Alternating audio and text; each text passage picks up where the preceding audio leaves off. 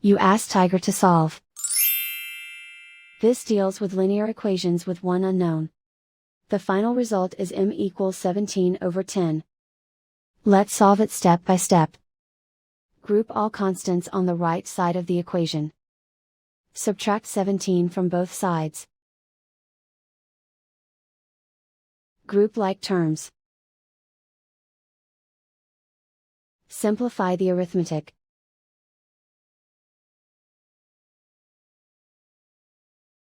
Isolate the m. Divide both sides by -10. Cancel out the negatives. Simplify the fraction. Cancel out the negatives.